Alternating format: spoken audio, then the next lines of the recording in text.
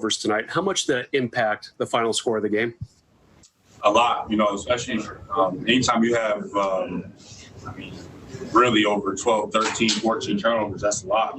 So, anytime you have 20 turnovers in let alone the finals with a playoff game, it doesn't bode well for you. They just get so many more opportunities to score. We're not even getting shots up. So, it hurts. It hurts for sure. It hurts. Now, this team was without two of its top three players. How disappointed are you that you guys couldn't get that 3-0 lead? And are you surprised as well? Yeah, disappointed for sure. That was our game, and we were just, we let our foot off the gas. We had a lot of mistakes offensively with the turnovers and defensively as well. So, we're disappointed. How do you get back to what you did the first two games a couple days from now in Game 4? We just got to not turn the ball over. I think we had in both of those games combined probably 20 turnovers. So if we can, get shots up on the rim, not, handicap ourselves, and then also just clean up, their slip attack. One thing that's really hurting us right now is Olenek, and we got to figure it out because the slip drags is hurting us. It's hurting us right now. Let's go to Brad Turner. Kyle, talk about the way Markieff Morris played for you guys. Seemed like he shot the ball very well and was doing his best to keep you guys in the game. Yeah, Keith made big shots. Just if guys are going to leave us open, our job is the bench unit to hit shots, and he came in and he did that at a high rate today. Okay, let's go over to Jim on site. I believe we have a few questions there. Al Dune, go ahead, please. Kyle, you guys have talked about not being complacent and sort of trying to keep the foot on the gas. Have you seen signs of that, or do you feel like this game result reflects maybe some complacency on your part? I'm not going to say complacency because that's not the type of group we have, and that's not really in our DNA. But we just had a few mental slips for sure. And it happens. You can't be perfect. You can't be the perfect. Can't be the perfect human, can't be the perfect basketball player. You're going to make mistakes, but it's our job to, limit those mistakes. If we do that, then,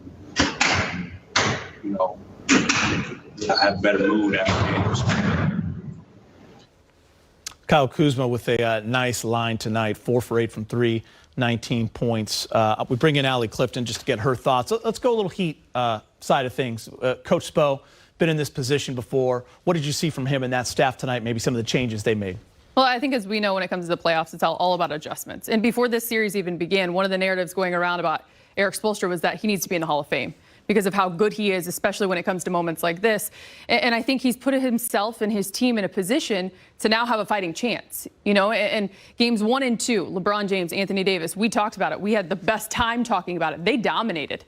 And it was almost as if Eric Spoelstra and the Heat said, let the supporting cast then, of course, or I'm sorry, you take care of them, and then we'll be fine. You then move to game 3. I think that adjustment came where it's let's take out either AD or LeBron and then let the supporting cast beat you. And the Lakers supporting cast, they were there. But I think it's just epitome and the reflection of how dominant LeBron James and Anthony Davis, when they're rolling and when they're impacting the game the way in which they have throughout the regular season and the postseason together, that's when the Lakers become really tough. It's just like when you look back at that Denver series.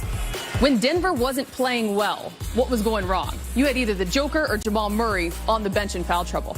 It's the same thing. The Miami Heat made an adjustment. They decided to take out one of the superstars for the Lakers. It just so happened to be Anthony Davis, put him in that tough spot.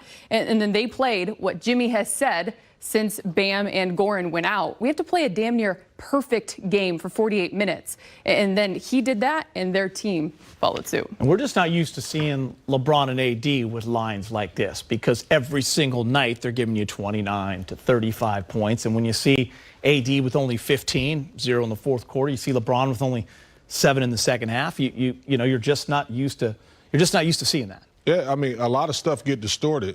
Flow and, the rhythm of the game for the Lakers is solely on the two best players on that roster, and that's, LeBron James and AD. Now, granted, Rondo can cover up and patch up a lot of things in the midst of that confusion whether one of those guys are deleted out the equation for a limited period of time. But Anthony Davis, he got in foul trouble, and he wasn't able to really insert himself into this game, so it was different. Don't let that fly under the radar. That is a huge part of this basketball game. Anthony Davis, we've watched him the entire year. Huge first quarters all the time, especially through these playoffs. 0 attempts in that first. 0 attempts, James. That's a big thing for this team. Because the bench, when you look, you see the bench shooting, outscoring the Heat 53-26. The Lakers shooting 33% from three. It's the first time they've lost, shooting over 30% in the playoffs. You think they win this game. And Bam and Goran Dragic. And hats off to Jimmy Butler. One for the ages. Third 40-point triple-double in NBA Finals history. Jerry West in 1969, LeBron James in 2015, Jimmy Butler tonight. And I heard Mark Jackson say on the telecast as I was watching the game that Butler had to have this type of game. There was no way he could not have that type of game, play that type of minutes. And, you know, he begged the coach to put him back in, don't take him out. And it showed up because we have LeBron James, and Butler is Miami's leader. You know, there's something to be said about being up 2-0. You have to get over the subconsciousness of that you're up 2-0. If you don't get over that, you're going to get flat.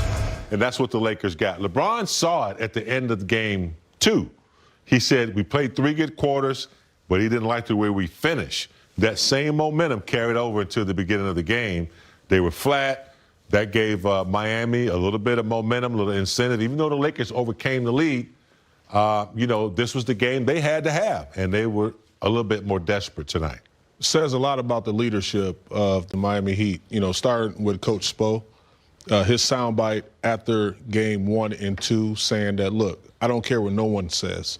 We're still in this series. And then to follow up with the performance, Jimmy Butler echoing the same words that Spo had put out there.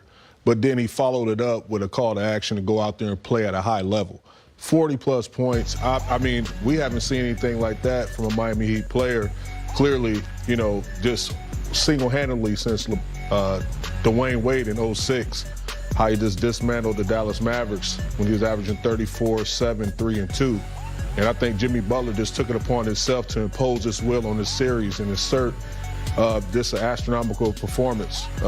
And I think the guys really followed and just supported him. I feel like you also have to call out the Lakers in regards to, yes, being up 2-0.